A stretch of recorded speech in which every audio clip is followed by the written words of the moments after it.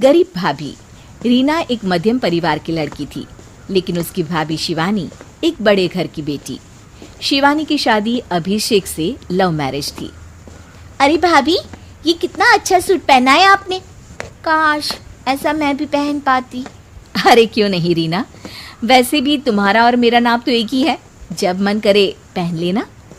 भाभी, आपको आपके पापा ने कितने अच्छे कपड़े गहने दिए हैं। मैं उनकी इकलौती बेटी जो हूँ। बेटी तो मैं भी इकलौती हूँ, लेकिन क्या करे, पापा है नहीं, पता नहीं कैसे होगी मेरी शादी। तभी वहाँ शिवानी की सास आ जाती है।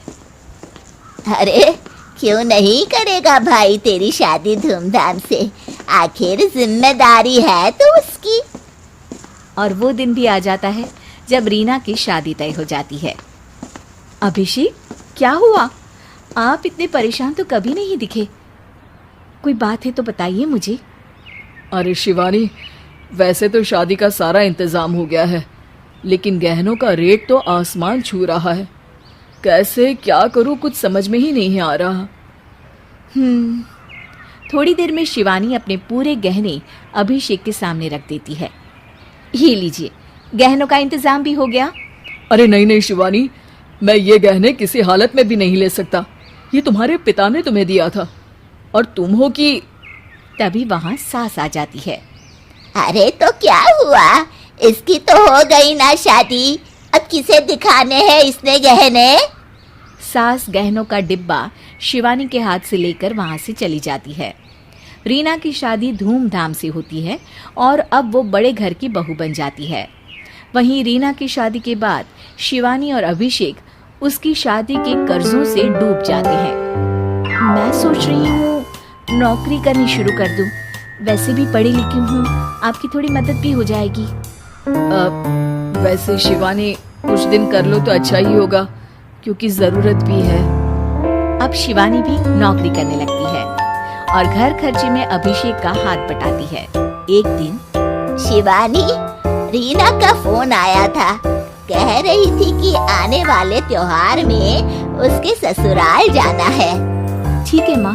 अरे ठीक तो है, लेकिन एक काम कर लेना, उसके सास ससुर से लेकर पूरे खानदान के कपड़े मिठाइयाँ सब ले आना, और हो सके तो रीना के लिए छोटे से कान में पहनने के बूंदे भी।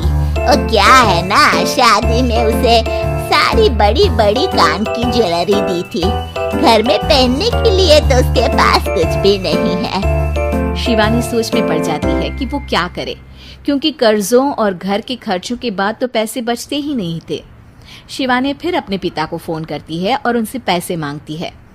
देखो शिवानी, मैंने तुम्हें शादी के वक्त ही मना किया था कि ऐसे घर में शादी करनी ही नहीं चाहिए। अरे अभिषेक को शर्म आनी चाहिए जो ससुराल से पैसे मंगवा रहा है।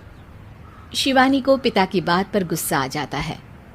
आप मेरे पिताजी हैं और मैं परेशान थी, इसलिए आपसे मदद की उम्मीद की पापा। अभिषेक को तो पता भी नहीं है कि मैंने आपसे पैसे मांगे हैं। शिवानी सोचती है कि वो अभिषेक से बात करे, लेकिन फिर उसे लगता है कि वो टेंशन ले लेगा। तभी शिवानी की नज़र हाथ के कंगन पर पड़ती है, सीधे बाजार जाती है और उसे बेचकर ननद के घर ले जाने का सारा सामान लेकर आती है और सास के सामने रख देती है। हाँ ठीक है, लेकिन फल थोड़े और अच्छी क्वालिटी के होने चाहिए थे। शिवानी कुछ नहीं कहती, वहां से चली जाती है।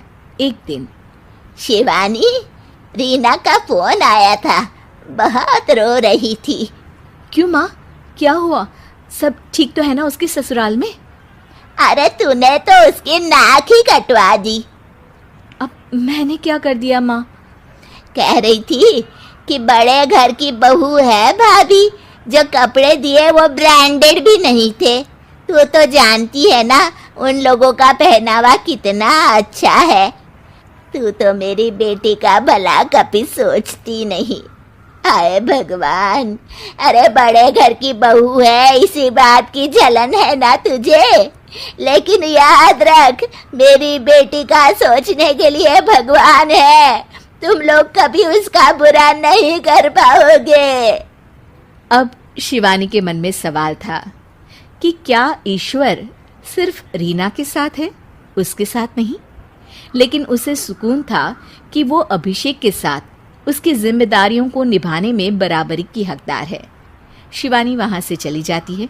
वो सास से कुछ नहीं कहती, क्योंकि अमीर घर की बहू बनकर रीना को भले ही सुकून ना हो, लेकिन गरीब घर की बहू बनकर शिवानी खुश है, क्योंकि खुशी पैसों से नहीं परिस्थितियों पर निर्भर करती है।